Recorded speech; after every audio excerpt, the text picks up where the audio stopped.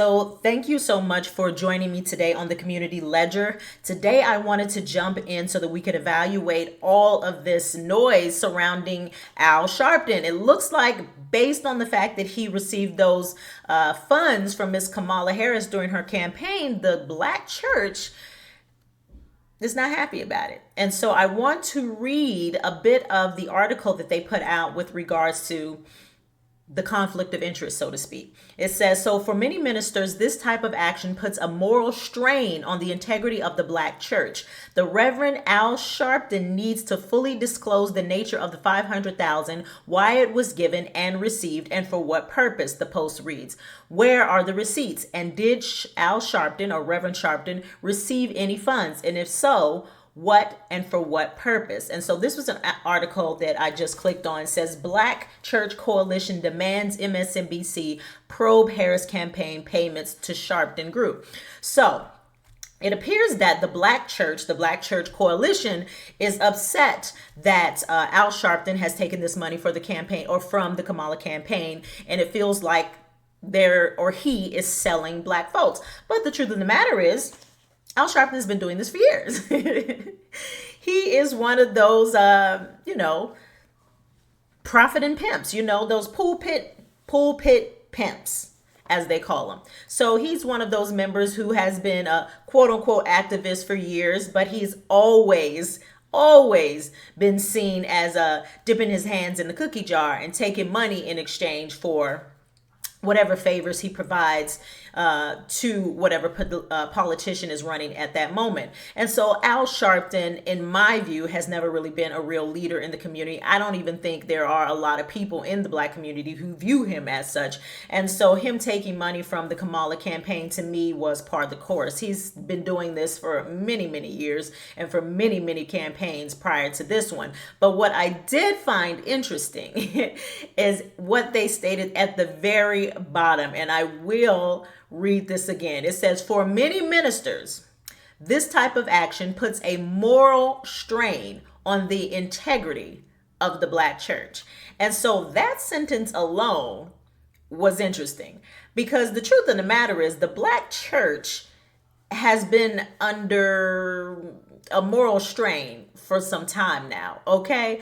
The fact that Kamala Harris went to, I think it was New Birth in Atlanta, and was in the pulpit, spoke to a moral contradiction. Okay. Kamala has been a staunch advocate for abortion, staunch advocate for LGBT, and we all know that those things do not align with biblical texts. And so if you know that that is not in alignment with scripture, why is she in your pulpit? Why is she in your pulpit on a Sunday morning? So the truth of the matter is the Black church has been compromised for a very long time with regards to money. Okay. The Black church receives money every single week. Sunday, Wednesday, Sunday service, Wednesday Bible study, tithes and offering abound. And all of that money typically goes into the pockets of whoever is leading that church. Our communities still look a mess, but there's a church on every few blocks. Okay. I have known many parishioners who donate faithfully. Many grandmothers donate faithfully, do their tithes and offering at every service event there, every Sunday, every Bible study, every Easter Sunday, every event. They are thoroughly dedicated to that church. But when grandma has a need, the church will come pray for you, but they ain't got no checks for you. They ain't got no checks for you. Okay. And so the Black church talking about Al Sharpton compromising the integrity of the Black church, to me, is no different than the pot trying to call the kettle black. Okay. They have been turning a blind eye to a lot of debauchery for a very long time. How many pastors got a wife and a side piece? How many pastors got a wife and a side piece and an outside baby? How many pastors got a homosexual leading the choir?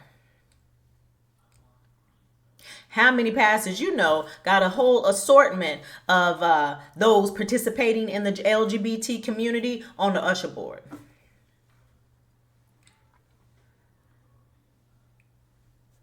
I'm just asking. So if you're going to talk about righteousness and you're going to talk about a moral high ground and you're going to talk about integrity, you're going to need to stand on it. And that's what I would have to say to the Black church. Now, I remember a long time ago, a while ago, I used to be on Facebook, and I remember someone posted, this had to be like 2012, 2014, maybe, many years ago, right? Somebody posted, why are so many Christian bookstores closing? And I remember specifically replying, the people are waking up. The Black church is on its way out. And this was blasphemous in the eyes of many. And I wasn't trying to offend. I was just making a very obvious observation. Okay? We have known for a very long time that the Black church has not served the masses in a real substantial way. Now, we know that Black men have left the Black church for a numerous amount of reasons. And women have started to leave the Black church for a lot of the same reasons. And when you have communities that are constantly destitute, that are constantly riddled with drugs and constantly riddled with poverty and sadness, and there's no real progress in sight, it's difficult to continue to follow a leader in that specific church who is adding to the chaos into your community. Adding to the chaos in your community. A lot of these church leaders, again, they only profit from the community. They don't actually reinvest into their communities. Remember not too long ago, if it wasn't last year, I think it was the pastor in Brooklyn, the one that got held up where they took all his jewelry live on a live stream. And he has now been indicted for scamming a lot of his parishioners out of money. Sitting in prison right now. And you see the debacle that was Kamala Harris at New Birth in Atlanta. So in my assessment, what is this organization called? The Black Church Coalition have a lot bigger fish to fry. Okay? Now, what Al Sharpton did with those funds is questionable. But Al Sharpton has been using his reverend title and the Black church for a very long time to do what you all have been doing. Profiting off your community and failing to reinvest in it. And like I said back on that Facebook post, people are waking up. And it does not mean that people are moving away from God. That does not mean that people are moving away from Christianity as a whole. It does not mean people are moving away from biblical teachings. But when the business of the Black church and the brick and mortar of the Black church do not uphold those tenets, you're going to see people separate. And that is what we're seeing happen. I'm telling you, we are in the middle of a serious movement, a real awakening. Not only do you have Black people who are moving away from this democratic plantation, you now have Black people who ain't messing with that Black church.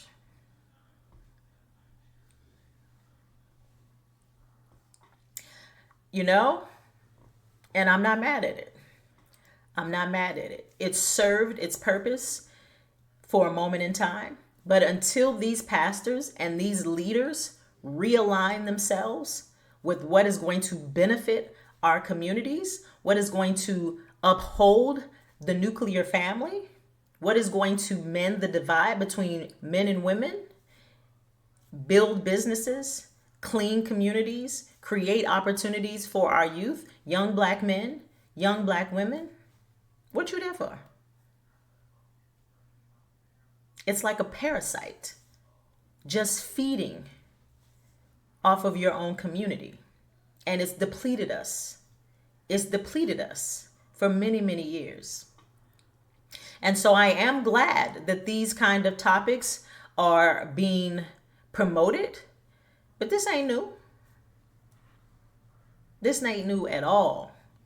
And so the Black Church Coalition needs to do some self-reflection. And they truly need to reevaluate their effects, their positive effects on our community. Don't even be worried about that Al Sharpton situation. That will correct itself in due time. But again, there is a larger need that needs to be addressed. I'm not surprised. I'm not surprised. It is disappointing, but I'm not surprised. But like I've said in some of my other videos, this kind of change, this kind of truth telling is necessary.